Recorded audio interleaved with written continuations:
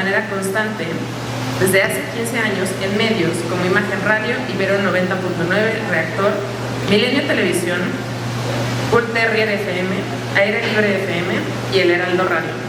Actualmente tiene participaciones en ADN 40 y Radio Fórmula, además de la columna Causa Futura en Animal Político, donde ya nos publicó una columna respecto del hackathon. Es director de la Agencia Comunal y actualmente coordina la estrategia de comunicación de práctica Laboratorio para la Democracia en sus capítulos Américas y Europa. Les pido un fuerte aplauso para Mike. No van a creer. Oigan, aguanten ahí que esto todavía les falta un día, hoy, mañana, pero mañana ya se les quita. El domingo duerman, por favor, 18 horas. Pero bueno, les quiero dar las gracias, primero que nada, por estarle devolviendo la fe a tanta gente que ha venido el día de hoy, que vino ayer, que les conocí ayer en Política Nocturna y que no dejan de preguntarnos cómo le hicimos para hacer el primer gran censo de nerds creando el futuro. Muchísimas gracias por ser ustedes. De verdad que se les agradece toda esa energía y todo ese poderío y toda esa estamina que traen y que nos gusta muchísimo saber que de aquí vamos a sembrar muchas cosas y que en unos años, en unos meses y en unos días vamos a poder empezar a ver dónde están los frutos. Ahora, ¿por qué estoy aquí? Estoy aquí por tres razones. Una, porque creo muchísimo, y es la más importante, porque creo muchísimo en lo que están haciendo. Dos, porque Oscar Mendoza y a Ada se les ocurrió que era una buena idea que yo estuviera aquí hablando, no era algo del todo planeado hace muchos días. Y tres, porque me dedico a hacer una cosa que es fundamental para lograr que los proyectos sean más escuchados, y es comunicación, es estrategia de comunicación.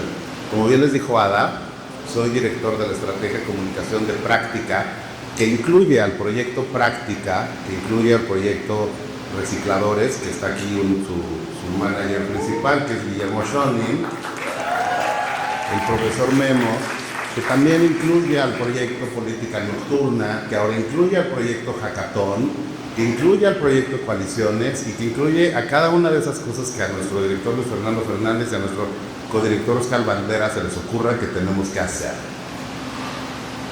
Oscar Mendoza, Oscar Mendoza. Bueno. Hace ratito que estaba la maestra Warkentin aquí, dijo muchas cosas que sonaron de repente un poco fuertes, pero creo que fue muy precisa, porque si algo tiene la Warkentin es que es muy precisa. Ella hablaba sobre lo que generacionalmente implica estar en el lugar en el que están, ¿no? Sobre los enojos. ¿Quién fue quien preguntó a qué le tenía miedo su generación? ¿O a qué era con lo que les hacía enojar su generación? ¿Quién es? ¿Cómo te llamas? Bueno, tu pregunta fue objeto de plática ahorita en el desayuno posterior que tuvimos con Gabriela, porque fue una pregunta de esas que tenemos que saber hacernos, que tenemos que hacerle saber a la gente que está allá en un lugar en el que pensamos que nosotros no estamos.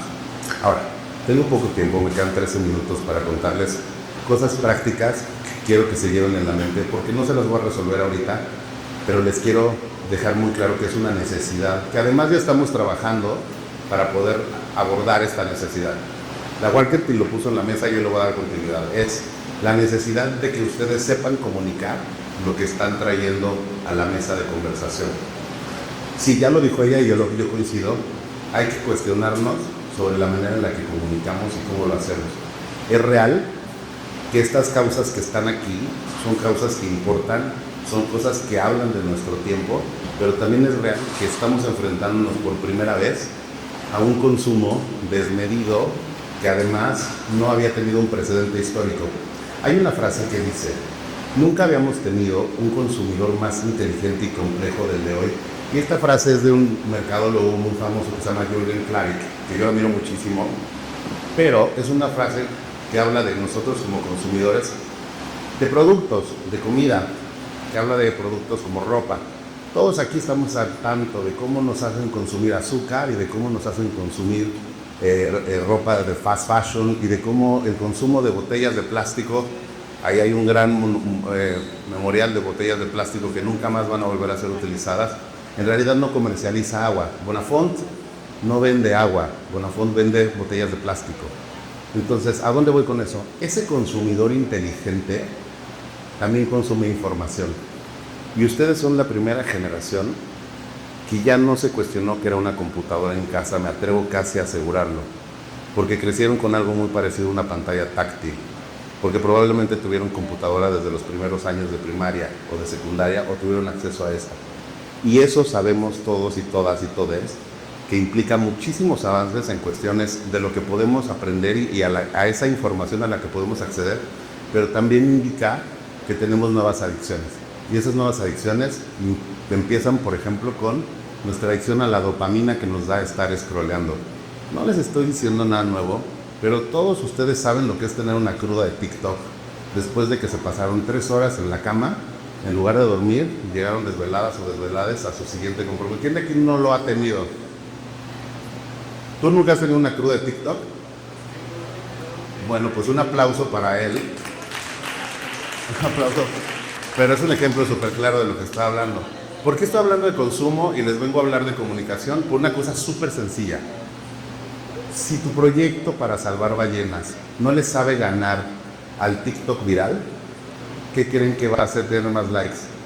Y sobre todo, ¿qué creen que va a generar más conversaciones?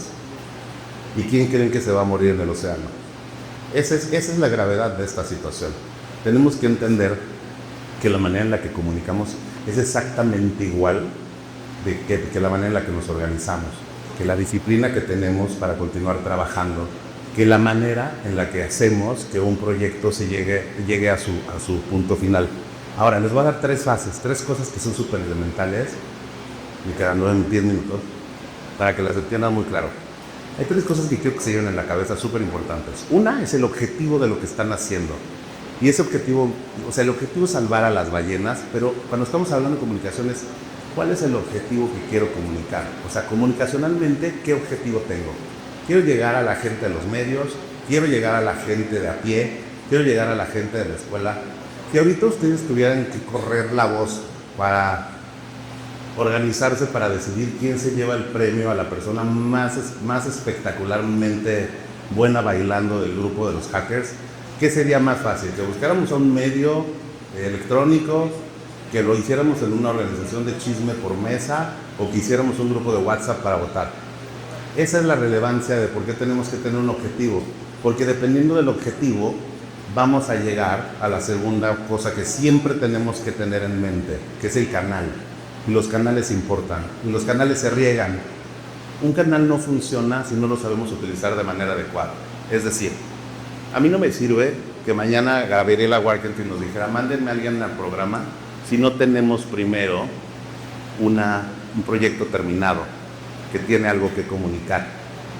No serviría tampoco que mañana tuviéramos al tiktokero más viral haciendo un TikTok para hablar del proyecto ganador de este año, si todavía no tenemos un proyecto ganador de este año.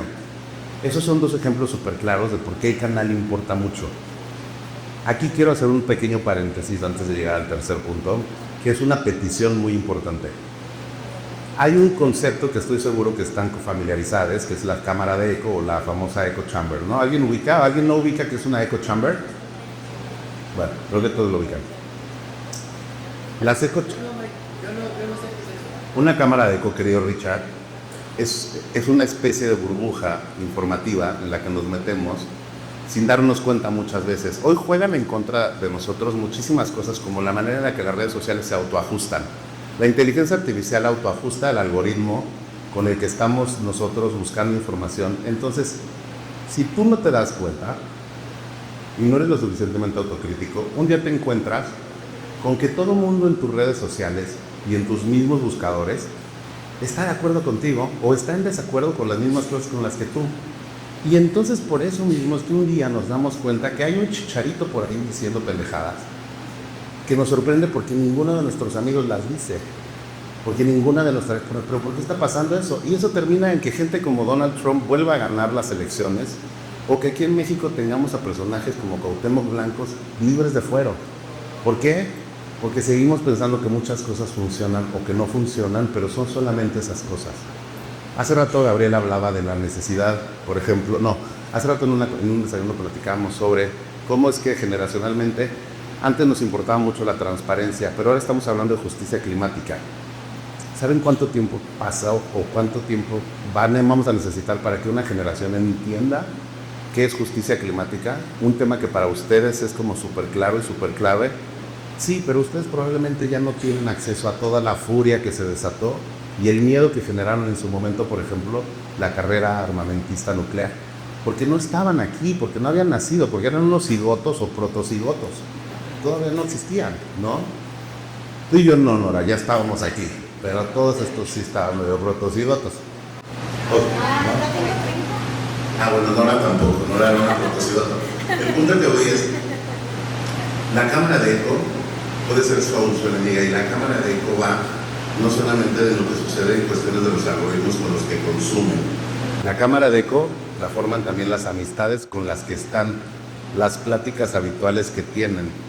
La plática que les choca de los tíos cantineros del domingo o de las tías chismosas de la mañana o de esa bolita de amigos de la escuela que no les cae bien, también importa y también tenemos que poner atención a lo que está sucediendo allá, porque si no nos vamos a quedar justamente con solamente la manera en que resuena nuestro propio mensaje en nuestras propias orejas y las orejas de nuestros amigos y la manera en la que nosotros creemos que podemos resolver un problema. ¿Y qué creen?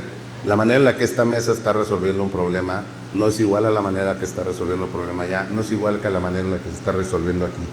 ¿Por qué? Porque si no somos capaces de bailar igual un paso de perreo, muchísimo menos vamos a ser capaces de resolver las maneras de manera igual. Y esa es una ventaja. Pero pensar de manera similar a los demás puede ser una desventaja. Entonces, hay que entender que nuestro mensaje puede estar haciendo solamente eco y que eso no necesariamente es bueno, porque solamente está rebotando para adentro, para adentro, para adentro y para adentro. Y si no llega a otro lugar, probablemente tu proyecto no se está moviendo. Bueno, si tu mensaje no llega a otro lugar, probablemente tu proyecto no se está moviendo. Y aquí vengo a la última parte de todo esto. El mensaje. Pero esa es la piedra clave. Así como hoy se han estado rompiendo la cabeza, bueno, desde ayer se han estado rompiendo la cabeza, desde el bootcamp se han estado rompiendo la cabeza para saber qué quieren hacer en la vida y qué quieren hacer con este proyecto, así se tienen que romper la cabeza para saber qué es lo que quieren comunicar a partir de su proyecto. Hay muchísimos casos, yo les prometo les voy a preparar una cosa más amplia, con más ejemplos claros, pero en casos prácticos específicos, Guillermo Schoening es un ejemplo perfecto de lo tortuoso que es encontrar el mensaje que tenemos que llevar, porque hay 80 mensajes, pero el mensaje que va a funcionar sobre recicladores probablemente no es ese mensaje que él tiene en la boca o la punta de la boca. ¿Y qué creen? Incluso cuando decidimos que los recicladores llegan, fíjense en lo simplón que quedó, recicladores llegan a la Cámara de Diputados, en teoría no nos está diciendo nada, pero esa era la razón por la que conseguimos que hubiera medios que fueran a la Cámara de Diputados, que hubiera personas que se cuestionaran, que hubiera entrevistas. ¿Por qué? Porque no nos podíamos ir a explicar en una sola línea toda la trascendencia que hay detrás de ese evento. Ese pequeño mensaje no es el único, solamente es la punta de lanza. Hay que saber lanzar esa bala y esa bala tiene que ir abriendo camino. Es una muy mala metáfora la de la bala, pero bueno. Tenemos que saber apuntar a ese lugar. Ese mensaje cuesta mucho trabajo, no lo van a aprender a hacer en 5 horas, es mucho prueba y error, todos los días la cagamos los que nos dedicamos a la comunicación en la creación de estos mensajes, pero hace rato que Gabriela les dijo, todas esas veces que le hemos llevado a una historia que suena espectacular y ya cuando están hablando frente a ella, la historia se cae, es porque es real. Y me gustó muchísimo que les hiciera esa confesión, porque eso no solamente pasa para mal en el rating de un programa. Está comprobado que si alguien en un programa de radio empieza a hablar en un tono muy bajito o en un tono, digamos, ni siquiera que sea bajo de volumen, sino en un tono lento y aburrido, la gente le cambia, porque es más bonito estar escuchando el Despacito de Luis Fonsi o la nueva canción de Karol G que estar estudiando a alguien que te dice y efectivamente el trabajo de reciclaje es súper importante para el desarrollo económico. ¿Alguien entendió eso? Nadie. Esa cosita que pasa es parte de un mensaje mal, pero también de un canal mal entendido, porque no solamente entendimos mal que el canal no era el radio para esa persona que fue a hablar, sino que probablemente no supimos articular toda esa cadena de cosas que tendríamos que tener bien articuladas.